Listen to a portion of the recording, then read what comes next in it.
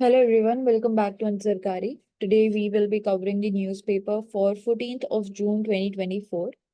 First of all, we are talking about Joshi Math. It is renamed as Jyotirmath. And Kosia Kotoli is now renamed as Kenchi Dham. So ये दो important जगहें हैं जिनका name हमने change किया है and इनकी historical और स्पिरिचुअल सिग्निफिकेंस दोनों ही हमारे लिए इम्पोर्टेंट है। जैसे कि जोशी मठ की यहाँ पे बात की जा रही है and it is believed that the area of Joshi मठ was originally called Jyotirmath after the Adi Guru Shankaracharya visited it in the 8th century.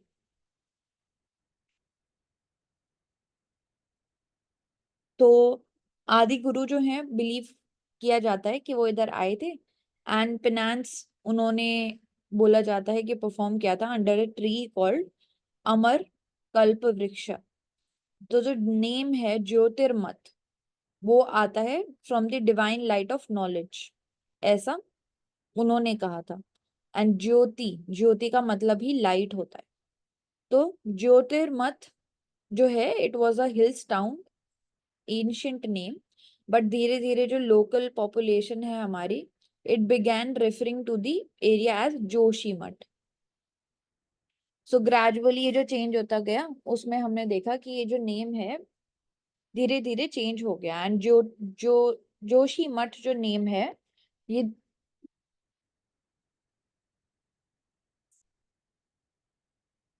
हमने देखा कि ब्रिटिश का कॉलोनियल एरिया जो एरा जो था उसके टाइम पे ये जोशी मठ नाम यूज होना शुरू हो गया एंड यही फिर गवर्नमेंट रिकॉर्ड्स में रजिस्टर कर दिया गया। तो अब इसको वापस ज्योतिर्मठ कर दिया गया।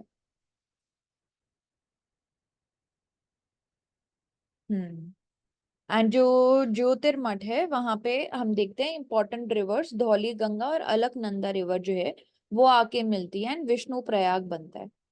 तो विष्णु प्रयाग ज्योतिर्मठ।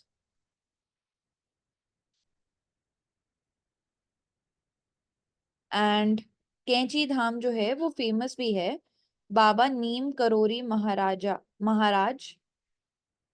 के लिए एंड उनके डिवोटीज के लिए। वहां पे उनका मंदिर है जहाँ पे बहुत बड़ी बड़ी हस्तियां भी दर्शन करने जाती हैं। जो बाबा नीम करोली महाराज का आश्रम वहां पे लोकेटेड है जिसको कैची धाम बोलते हैं। तो उसी की सिग्निफिकेंस को देखते हुए इस जगह का नाम भी कैंची धाम रख दिया गया है। Satnamis, Dalit Dalit religious community with history of protest. तो क्यों हम न्यूज में देख रहे हैं? क्योंकि ये काफी बड़ा मॉब था सतनामी कम्युनिटी की तरफ से जिसने dozens of vehicles and police personnels पे हमने हमने देखा कि पेटल किया स्टोन्स को एंड फायर लगा दी जो सुपरिंटेंडेंट ऑफ पुलिस ऑफिस था चंडीगढ़ के बलोडा बाजार डिस्ट्रिक्ट में वहां पे। तो प्रोटेस्टर्स जो हैं वो सेटिस्फाइड नहीं थे पुलिस के तरीके से ऑफ हैंडलिंग अ केस जिसमें सीबीआई की डिमांड की जा रही थी। तो सतनामी कम्युनिटी की अगर बात करते हैं, सतनामी कम्युनिटी में इंपॉर्टेंट हो जाता है हमारे लिए ऐसी कम्युनिटी होती है विच बिलीव्स इन गॉड एंड जिनका नेम ट्रूथ से डिनोट किया जाता है। तो प्री डोमिनेंट ग्रुप है विद 11% शेड्यूल कास्ट है इसमें एंड पॉपुलेशन जो है छत्तीसगढ़ में मेनली डोमिनेट करती है। ये जो कम्युनिटी है इट वाज फाउंडेड बाय बीर बहन ऑफ नरौल हरियाणा। उद्धव दास एक सेंट रविदास थे एंड पहले प्रीस्ट थे, पहले स्पिरिचुअल गुरु थे सतनामी कम्युनिटी के। तो ये जो कम्युनिटी है it inhabits the plains of the Chhattisgarh central region and old district जो है जैसे बिलासपुर दुर्ग रायपुर वहां पे ज्यादातर मेनली ये हम बोल सकते हैं कि रहते हैं। कम्युनिटी रिवर्स इन मिनी माटा मिनी माता फर्स्ट फीमेल मेंबर थी ऑफ पार्लियामेंट फ्रॉम छत्तीसगढ़ जिन्होंने लोकसभा को एंटर किया एंड ऑल्सो जीत भी हासिल की 1955 के इलेक्शंस में। तो हिस्ट्री ऑफ प्रोटेस्ट, तो हिस्ट्री ऑफ प्रोटेस्ट में यहाँ पे स्टार्ट होता है रिवोल्ट ऑफ 1672 से।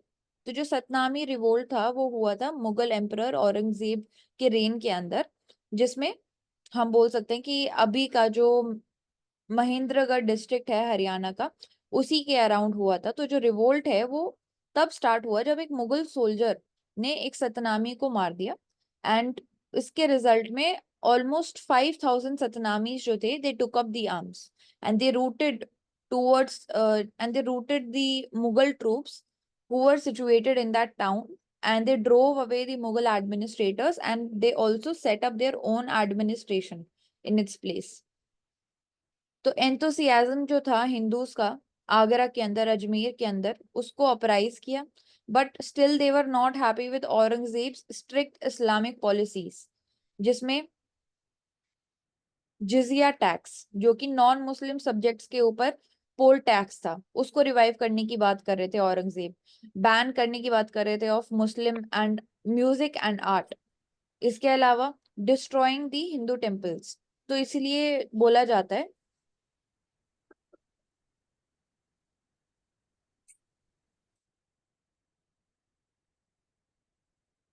M I audible Prerna?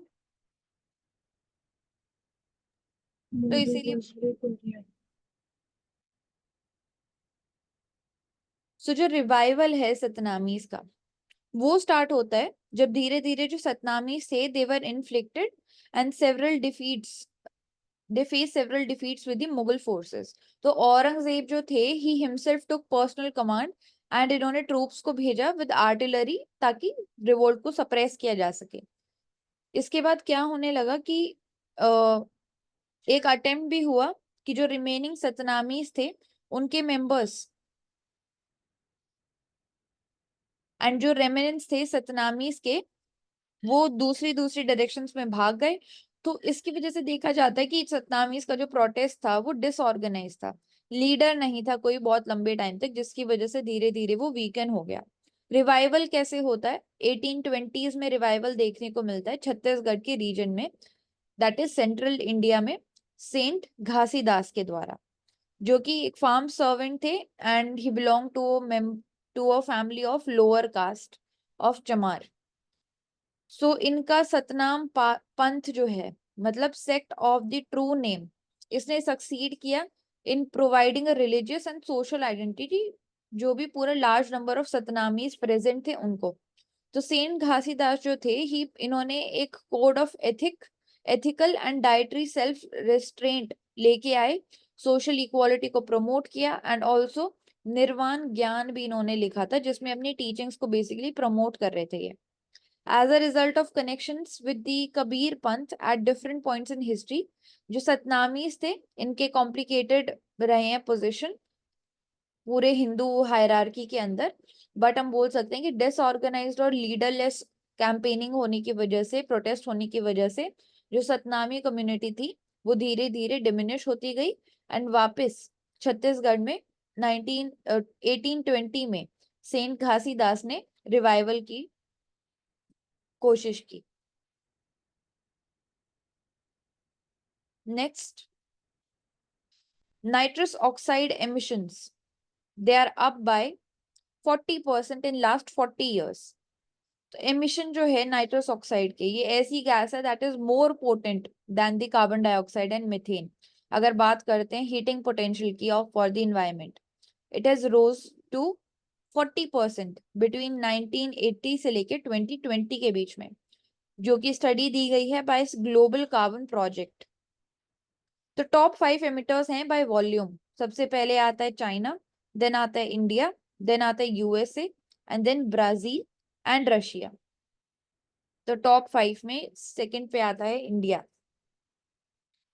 India का जो है लोएस्ट पर कैपिटा एमिशन है 0.8 kg ऑफ नाइट्रस ऑक्साइड पर पर्सन। चाइना की बात करते हैं तो 1.3 kg पर पर्सन। तो बाकी सबसे अगर कंपेयर करते हैं तो जो हम बोल सकते हैं कि पर कैपिटा एमिशन है इंडिया का लोएस्ट है। तो दो की सोर्सेज होते हैं नाइट्रस ऑक्साइड के एमिशन के, एक तो एग्रीकल्चरल प्रोडक्शन से आता है, एक लाइव स्टॉक रियरिंग से आता है। नाइट्रस ऑक्साइड को हम लाफिंग गैस भी बोलते हैं। ऐसा ये कंपाउंड होता है नाइट्रोजन का 273 टाइम्स मोर पोटेंट होता है than the carbon dioxide in the global warming potential. And global warming करता है ऑलमोस्ट 100 साल तक, तो रहता भी है एटमॉस्फेयर में हमारे। इसके अलावा बात करते हैं कि climate change, intergovernmental panel on climate change, इसने एस्टिमेट किया कि 2022 में जो नाइट्रस ऑक्साइड था, it comprised around 6% of the total greenhouse gas emissions, जिसमें एंथ्रोपोजेनिक ह्यूमन एक्टिविटीज जो सोर्सेस थी वो मेजर रीजन था। Then 74% of the total anthropogenic nitrous oxide emissions था लास्ट पूरे डेकेड में, वो सबसे ज्यादा हमारा आया एग्रीकल्चरल प्रोडक्शन से, जिसमें use of commercial nitrogen fertilisers और एनिमल मैन्योर मेजर सोर्स था। तो commercial nitrogen fertilisers and animal manure. Agricultural emissions जो है, एग्रीकल्चर और लाइफ स्टॉक, ये दो सेक्टर्स थे जहां से मेजर नाइट्रस ऑक्साइड एमिशंस हमको मिले। एंड क्योंकि उसका ग्लोबल वार्मिंग पोटेंशियल इतना ज्यादा होता है एंड 100 years तक वो ग्लोबल वार्मिंग करता है इन्वायरमेंट में रह के, इसलिए ये ज्यादा पोटेंट हो जाता है कार्बन डाइऑक्साइड से। तो जो फार्मर्स है all across the world, they used 60 million metric tons of commercial nitrogen fertilisers, जिसमें से 101 million metric tons of animal manure जो है वो प्रोड्यूस हुआ इन 1980, इन 1980। तो 2020 में जब स्टडी हुई तो उसमें हमने देखा कि ये नंबर ग्रो कर गया। जो 60 million metric tons of commercial nitrogen fertiliser था वो 107 मिलियन मेट्रिक टन्स हो गया, and animal manure reached to 208 million metric tons। तो इसलिए हमारे लिए इंपॉर्टेंट हो जाता है कि सस्टेनेबल एग्रीकल्चर की तरफ बढ़ना, क्योंकि ये जो एब्जॉर्बेंट होते हैं, जो सिंक होते हैं नाइट्रस ऑक्साइड के, जिसमें सॉइल इंपॉर्टेंट रोल प्ले करता है, ओशन इंपॉर्टेंट रोल प्ले करता है, एंड ऑल्सो स्ट्रेटोस्फेयर। स्ट्रेटोस्फेयर में हम देखते हैं जो नाइट्रस ऑक्साइड होता है वो ओजोन के लेवल तक पहुंचता है, एंड देन वहां से नाइट्रोजन ऑक्साइड्स बनाता है, and ultimately nitrogen gas N2 जो होता है वो बन जाता है। अब ये जो नाइट्रोजन ऑक्साइड होता है ये बहुत लंबे टाइम तक एटमॉस्फेयर में रहता है, जो एवरेज ह्यूमन स्पैन होता है उससे भी ज्यादा रहता है, दैट इज 117 years तक ये नाइट्रोजन ऑक्साइड एटमॉस्फेयर में रहता है, जिसकी वजह से ग्रीन हाउस गैसेस को एब्जॉर्ब करते रहता है, इफेक्टिव सिंक बना देता है स्ट्रेटोस्फेयर को भी for the green house gases, जिसकी वजह से क्लाइमेट और ओजोन दोनों ही लंबे टाइम तक इम्पैक्ट होते रहते हैं। ओशन की भी बात करते हैं तो जो डीपर और सब सरफेस पे ओशन वाटर होता है वो एब्जॉर्ब करता है N2O को फ्रॉम द एटमॉस्फेयर, जबकि जो डेसिल्यूशन होता है नाइट्रस ऑक्साइड का सी और एयर के इंटरफेस पे, वहां पे इंपॉर्टेंट रोल प्ले करता है, क्योंकि जो मरीन फाइटोप्लैंक्टन्स होते हैं और दूसरे ऑर्गेनिज्म होते हैं वो इस नाइट्रस ऑक्साइड को कंज्यूम कर रहे होते हैं।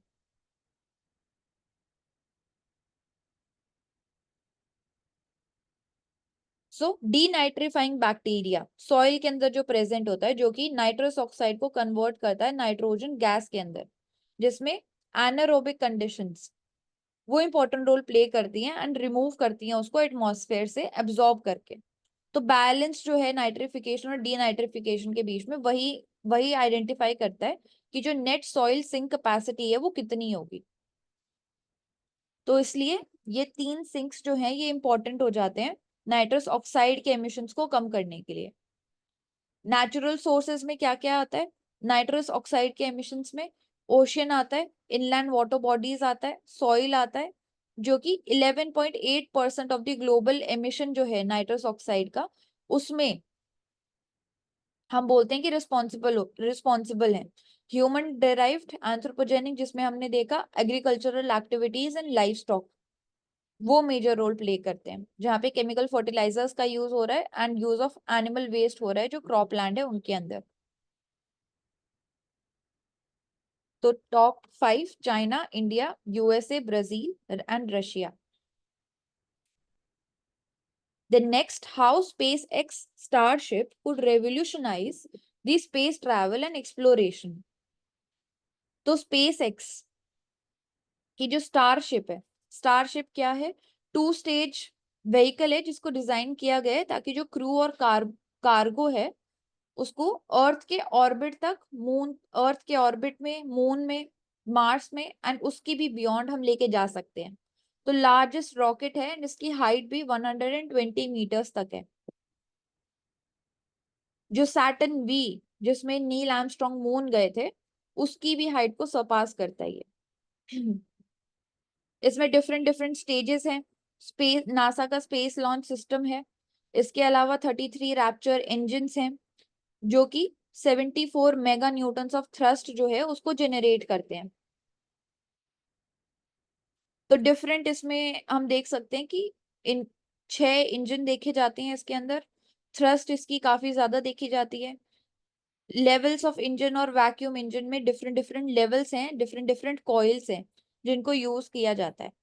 तो इसका सिग्निफिकेंस क्या है डेवलपमेंट में? तो जो कॉस्ट है हमारे स्पेस ट्रैवल की, उसमें देखते हैं हम कि कॉस्ट काफी ज्यादा हाई होती है। कॉस्ट काफी ज्यादा हाई होने की वजह से जो स्टारशिप है, स्टारशिप जो है उसको हैवी पेलोड भी कैरी करना होता है। तो जो स्टारशिप है it is expected to carry around 150 tons of payload, जो भी एलईओ हमारा होता है, लो अर्थ ऑर्बिट, वहां तक।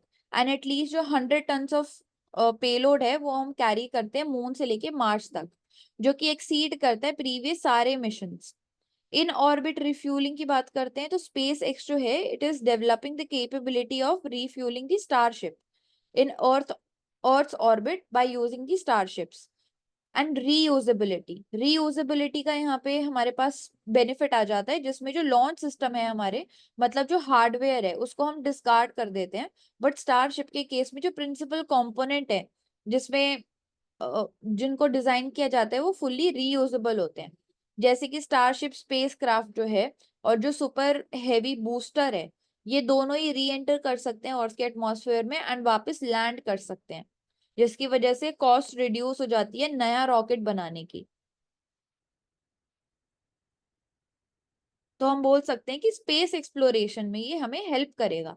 जो स्टारशिप की एबिलिटी है अर्थ पे रिटर्न करने की, जिसका मतलब it can bring back large quantities of samples from the moon and other planets. तो जो रॉकेट सिस्टम है इंटीग्रल पार्ट है नासा के आर्टेमिस प्रोग्राम का भी। आर्टेमिस में हमने देखा कि जो एस्ट्रोनॉट्स हैं जो मून पे लैंड करने का प्लान कर रहे हैं बाय 2030, वो रिटर्न भी होंगे। एंड देन आगे आने वाले केसेस में हमने देखा है कि मार्स पे भी ह्यूमंस को हम भेजेंगे इन द नेक्स्ट डेकेड।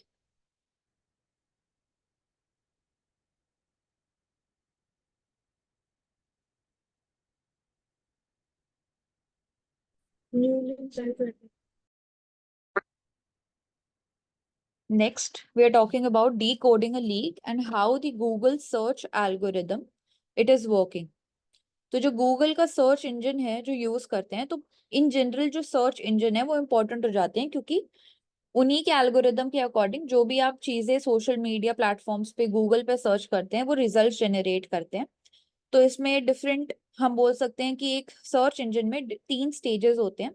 सबसे पहले क्रॉलिंग, फिर इंडेक्सिंग और फिर रैंकिंग। क्रॉलिंग का मतलब गूगल के जो बॉट्स होते हैं वो बेसिकली सर्च करते हैं नए वेब पेजेस के लिए, फ्रेश मटेरियल के लिए, जो भी टॉपिक आपने सर्च किया है। इंडेक्सिंग, जो गूगल इंडेक्स वो यूज करता है ताकि जो भी सर्च रिजल्ट्स उसको मिले हैं वो ऑर्गेनाइज करे, कैटेगराइज करे और उस इंफॉर्मेशन को स्टोर करे। तो ऐसे बॉट्स को आइडेंटिफाई किया जाता है एंड उनको फाइल किया जाता है। इसके बाद आता है रैंकिंग, जिसमें आइडेंटिफाई होता है कि अगर कोई पेपर है आपका जो आपके सर्च रिजल्ट के पेज पे दिख रहा है तो वो किस ऑर्डर में आपको दिखेगा, वो डिटरमाइन करता है गूगल का रैंकिंग एल्गोरिदम। तो उसी की वजह से हम देखते हैं कि जैसे पॉपुलर सर्च इंजिन्स हैं, गूगल हो गया, बिंग हो गया, याहू हो गया, ये सब सेम टाइप का ही सर्च इंजन को यूज करते हैं एंड इन एल्गोरिदम्स को यूटिलाइज करके इंडेक्सिंग और रैंकिंग करते हैं वेब पेजेस की उनके रिलेवेंस के अकॉर्डिंग। एंड हम देखते हैं टॉप पे कई बार एड लिखा आता है कई सर्च रिजल्ट्स के सामने, तो वो पेड होते हैं इसलिए उनको टॉप पे रखा जाता है। तो क्रॉलिंग की बात करते हैं तो पब्लिकली अवेलेबल जो इन्फॉर्मेशन होती है इंटरनेट पे उसको डिस्कवर किया जाता है बेसिकली। एंड टेक्निकल टर्म्स में बोलें तो उसका जो HTML कोड है उसको रीड किया जाता है। क्यों जरूरी होता है? इसलिए जरूरी होता है कि अगर सर्च इंजन को आपका कंटेंट नहीं मिला है, it won't appear in the search results, जिसकी वजह से ट्रैफिकिंग है और जो रैंकिंग है वो इम्पैक्ट होती है।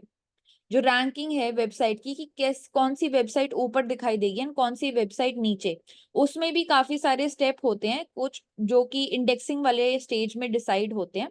एंड वहां पे डिसाइड होता है कि कैसे ऑर्डर में अपीयर करेगी वेबसाइट की विजिबिलिटी, उसकी विजिबिलिटी कितनी होगी, उस पर ट्रैफिकिंग कितनी जाएगी, कितने लोग उस पर क्लिक करेंगे, देन उतना ही रेवेन्यू वो वेबसाइट जनरेट करती है। तो डिफरेंट स्टेजेस होती हैं ये तीन। अब क्या स्टेप्स इन्वॉल्व होते हैं, जब आप हिट करते हो ऑन दी सर्च बटन किसी भी क्वेरी को लेके सर्च इंजन के अंदर, तो पहले स्टेप में आता है कि जो यूजर क्वेरी होती है उसको एनालाइज किया जाता है। मतलब जो भी आपने सर्च करने के लिए क्वेश्चन डाला उसको ब्रेक डाउन किया जाता है, उसमें से कीवर्ड्स को आइडेंटिफाई करता है जो गूगल का बॉट है, एंड देन उसको वो यूज करता है उसके ही सिनोनिम्स या फिर करेक्ट करेक्ट स्पेलिंग मिस्टेक्स भी हमने देखा है कि गूगल का बॉट जो है वो करेक्ट करता है अगर हमने कोई स्पेलिंग गलत लिख दी है। इसके अलावा जो हमने सर्च किया है उससे मैचिंग पेजेस जो है उसको इंडेक्सिंग में लगाया जाता है एंड देन हमें रिजल्ट्स मिलता है। तो सिग्निफिकेंस यहाँ पे जरूरी हो जाता है कि जो गूगल है उनका ये जो एल्गोरिदम है इसको हमेशा से ही सीक्रेटिव उन्होंने रखा है, जिसकी वजह से इंपॉर्टेंट हो जाता है कि जो ट्रांसपेरेंसी है वो होनी चाहिए। क्योंकि बायस्ड रिजल्ट्स देना इलेक्शंस के टाइम पे क्रिटिकल चीजों को लेके वो काफी ज्यादा इजी हो जाता है अगर इतना ज्यादा सीक्रेटिव एल्गोरिदम को रखा जा रहा है तो।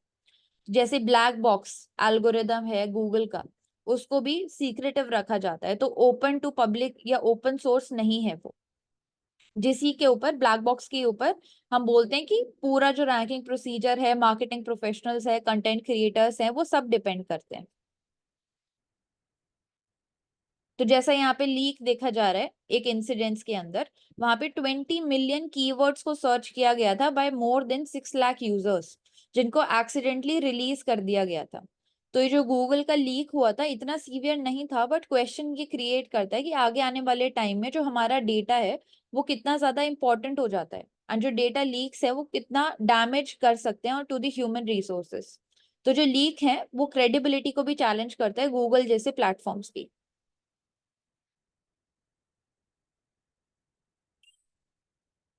Then next, four new studies report progress towards long-awaited HIV vaccines. तो HIV अटैक CD4 ये एक ऐसे टाइप का वाइट ब्लड सेल है, टी सेल होता है जो कि बॉडी के इम्यून सिस्टम में प्रेजेंट होता है। जो टी सेल्स हैं ये ऐसे सेल होते हैं जो बॉडी में डिफरेंट डिफरेंट एरियाज में मूव करते हैं एंड डिटेक्ट करते हैं कि क्या कोई इन्फेक्शन है हमारे सेल में।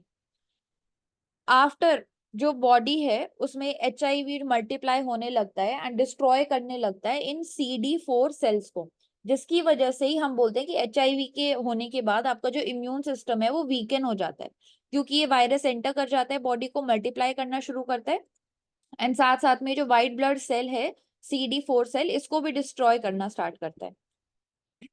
एंड इसीलिए बोला जाता है कि ये जो वायरस है एक बार एंटर कर जाता है बॉडी में तो it can never be remove. तो जो CD4 काउंट होता है किसी भी पर्सन के अंदर, अगर कोई इन्फेक्टेड पर्सन है विद HIV तो उसमें CD4 का लेवल, CD4 काउंट काफी ज्यादा कम देखने को मिलती है। CD4 काउंट होनी चाहिए नॉर्मल पर्सन के अंदर 500 से 1600 के बीच में। बट अगर कोई इन्फेक्टेड बॉडी है, इन्फेक्टेड पर्सन है फ्रॉम HIV, उसकी बॉडी में CD4 का काउंट जो है वो it will be as low as 200। तो 200 तक पहुंचा देता है ये CD4 का लेवल। तो वीक इम्यून सिस्टम हो जाता है जिसकी वजह से और भी इन्फेक्शन एंड कैंसर से जो पर्सन है वो इम्यून इम्यून हो हम बोल सकते हैं कि प्रोन हो जाता है, इम्यूनिटी कम होती जाती है, डिफिकल्ट होता जाता है उस पर्सन के लिए किसी भी टाइप के वायरस से रिकवर करना, चाहे माइनर इंजरी इंजरी क्यों ना हो। तो जो सीवियर फॉर्म है HIV के उनको प्रिवेंट किया जा सकता है ट्रीटमेंट के द्वारा।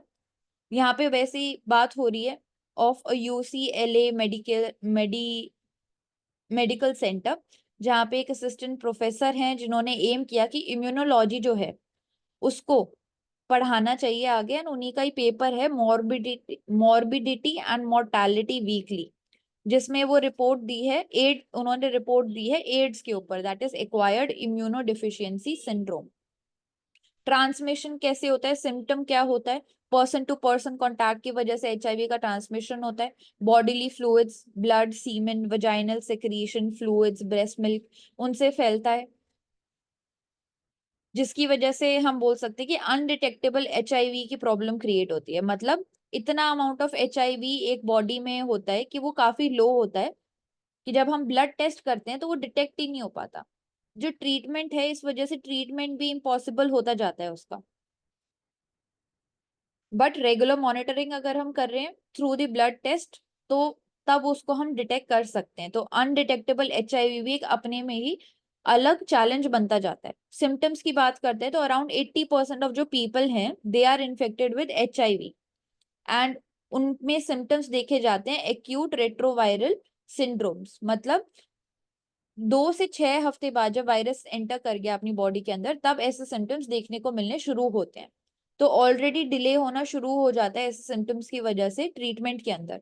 तो अर्ली सिम्टम्स जैसे फीवर, चिल्स या joint pains, muscle x, sweating, sore throat, ये सब होने लगता है। एंड अनइंटेंशनल वेट लॉस भी होने लगता है, जिसकी वजह से वीकनेस, टायर्डनेस होने लगती है।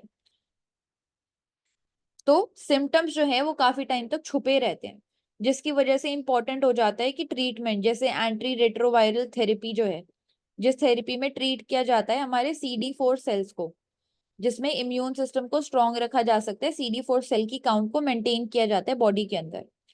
तो जो एंटी रेट्रोवायरल थेरेपी है, ये इसमें डेली मेडिकेशन मिलती है आपको, ताकि वायरस जो अपने आप को मल्टीप्लाई करते जा रहा है उसको आप कंट्रोल कर पाए। रिस्क तो रिड्यूस करता ही है ट्रांसमिशन ऑफ एचआईवी का, बल्कि जो एड्स की तरफ प्रोग्रेशन होता है उसको भी रोकता है। इसके अलावा स्टेम सेल ट्रांसप्लांट, जिसमें बेसिकली एक इन्फेक्टेड पर्सन जो है उसको ट्रीट किया जाता है, जिसमें डोनर से स्टेम सेल लेके उसमें उसकी बॉडी के अंदर ट्रांसप्लांट किए जाते हैं। एंड जेनेटिक म्यूटेशन का यूज करके प्रिवेंट किया जाता है कि कुछ जो टाइप है एचआईवी के, उनको आप रोक पाए।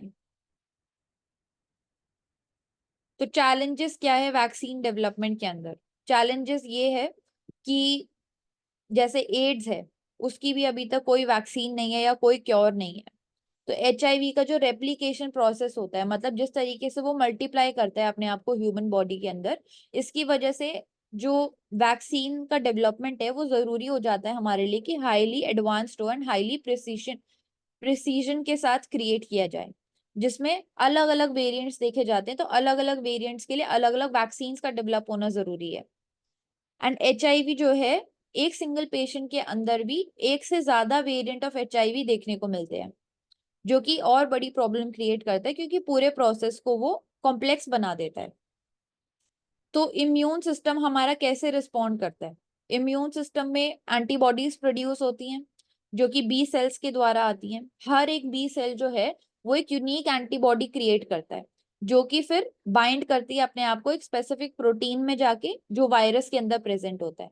एंड ये जो वैक्सीन हम बनाएंगे, जो वैक्सीन्स हैं, ये एम करती हैं कि इन एंटीबॉडीज को और बड़े लेवल पे जनरेट किया जा सके एंड एडवांस्ड लेवल पे जनरेट किया जा सके, ताकि जो वायरस है उसको हम न्यूट्रलाइज कर पाए। तो ब्रॉडली बात करते हैं यहाँ पे, ब्रॉडली न्यूट्रलाइजिंग एंटीबॉडीज। तो एचआईवी इन्फेक्टेड जो पर्सन होते हैं वो बी नैब्स क्रिएट करते हैं, मतलब ब्रॉडली न्यूट्रलाइजिंग एंटीबॉडीज, जो कि एचआईवी स्ट्रेन्स को न्यूट्रलाइज कर सकती है। बट कुछ कुछ बी नैब्स जो होते हैं वो इफेक्टिवली न्यूट्रलाइज कर सकते हैं मोर देन 90% जो स्ट्रेन सर्कुलेट कर रहे हैं। तो ये टारगेट करता है एक क्रिटिकल ऐसे प्रोटीन रीजन को जो कि वायरस के अंदर प्रेजेंट है। एंड हम बोल सकते हैं कि उनकी इन्फेक्टिविटी जो है उसको लूज किए बिना उसको टैकल करता है। तो जो बी नैब्स है, इनको प्रोड्यूस किया जा रहा है हर साल, बाय विच जो वायरस है वो इवॉल्व हो जाता है। इसलिए हम लेके आए हैं जर्म लाइन टारगेटिंग स्ट्रैटेजी। इसका गोल क्या है कि इम्यून सिस्टम जो है उसको बढ़ाने के लिए बी नैब्स का प्रोडक्शन होएगा वैक्सीन के द्वारा 3 स्टेप्स के अंदर, जिसमें आइडेंटिफाई किया जाएगा और एंगेज किया जाएगा हमारे बी सेल्स को, जो कि फाइट करते हैं किसी भी वायरस से। बी सेल्स का प्रोडक्शन पॉपुलेशन के अंदर इंक्रीज किया जाएगा, that can produce B nAbs naturally. Then booster dose का यूज किया जाएगा ताकि जो बी नैप्स प्रोड्यूस हुए थे उनको और स्ट्रॉन्ग किया जा सके। एंड देन रिफाइनमेंट, मतलब जो बी नैप्स स्ट्रॉन्ग भी किए जा चुके हैं, प्रोड्यूस भी हो चुके हैं आपकी बॉडी के अंदर, उनको और एनहांस किया जा सके ताकि डिफरेंट डिफरेंट जो HIV के स्टेन्स हैं उसको आप न्यूट्रलाइज कर पाओ। तो नैनो पार्टिकल बेस्ड वैक्सीन जो रीसेंट रिपोर्ट्स आई हैं उसमें 2 वैक्सीन की बात होती है that are nano particle based, and ये अभी क्लिनिकल ट्रायल्स पे चल रही है इन ह्यूमंस। तो प्रोटीन फ्रेगमेंट जिसको बोलते हैं हम G28V2, इसको भी स्टडी किया जा रहा है। जर्म लाइन टारगेटिंग स्ट्रैटेजी, जो हमने 3 स्टेप्स अभी बात की, आइडेंटिफाई करना, एंगेज करना बी सेल्स को, बूस्टर डोज देना एंड देन रिफाइनमेंट करना, उसके लिए। तो ये पूरा केस स्टडी हो जाता है रिगार्डिंग दी 4 न्यू स्टडीज जो कि हमारे पास एडवांसेस आए हैं regarding the HIV vaccines. Then next we are talking about elephants and how they call each other by names. तो एलिफेंट्स जो हैं वो एक दूसरे को नेम से बुला सकते हैं, जो कि इंडिकेट करता है कि एडवांस सोशल बिहेवियर प्रेजेंट है कम्युनिकेशन के अंदर। बट सिर्फ एलिफेंट्स के अंदर ही नहीं, बाकी मैमल्स में भी देखते हैं हम, जैसे कि डॉल्फिन्स हो गया, उनके अंदर भी ऐसे टाइप का कम्युनिकेशन हम देखते हैं। जैसा कि यहाँ पे दिखाया जा रहा है कि sometimes when an elephant makes a vocalization to a group of other elephants, all of them respond. या फिर when the same elephant makes a similar call to the group, only a single individual responds. तो हम देख सकते हैं कि एक दूसरे को वो इक्विवेलेंट ऑफ अ नेम से ऑलमोस्ट एड्रेस करते हैं। तो ये स्टडी की गई on the wild African savanna elephants Kenya के अंदर। एंड इस रिसर्च में एनालाइज यही किया गया कि जो वोकलाइजेशन है, जो रंबल्स जनरेट किए जाते हैं बाय दी एलिफेंट्स उनके वोकल कॉर्ड से, वो डिफरेंट डिफरेंट नेम्स को पुकारते हैं जिससे वो कम्युनिकेट करते हैं। तो Amboseli national park, Samburu national park, it makes made by more than 100 elephants and how they are speaking, उनके पैटर्न को एनालाइज किया गया। एंड यहाँ पे इंटीग्रेशन हमने देखा टेक्नोलॉजी का, जिसमें मशीन लर्निंग मॉडल्स को यूज किया गया, जहां से हमने नेम लाइक कंपोनेंट्स जो कि एलिफेंट्स रंबल करते हैं उनको आइडेंटिफाई करने का ट्राई किया। तो जो रिसर्चर्स है उन्होंने ऑडियो प्ले की ऑफ 17 एलिफेंट्स एंड उनको टेस्ट किया कि कैसे उस पर रिस्पॉन्ड उनको मिल रहा है, एंड वहीं से हमने एक्यूरेट रिजल्ट जनरेट किया मशीन लर्निंग मॉडल के थ्रू। तो एलिफेंट्स जो होते हैं they are highly intelligent and keen memory होती है, जिसकी वजह से प्रॉब्लम सॉल्विंग स्किल्स जो होती है उनकी काफी अच्छी होती है। इसके अलावा कॉम्प्लिकेटेड बिहेवियर में एंगेज करते हैं while they are socialising. Social bond की इंपॉर्टेंस हाईलाइट करता है एलिफेंट कम्युनिटी के अंदर, जो कि रिफ्लेक्ट भी हो रहा है एलिफेंट्स जो कि एड्रेस करते हैं एक दूसरे को डिफरेंट डिफरेंट इंडिविजुअल नेम से। तो जो सोशल बॉन्ड है उसको मेंटेन करने की इंपॉर्टेंस हमें दिखाई देती है।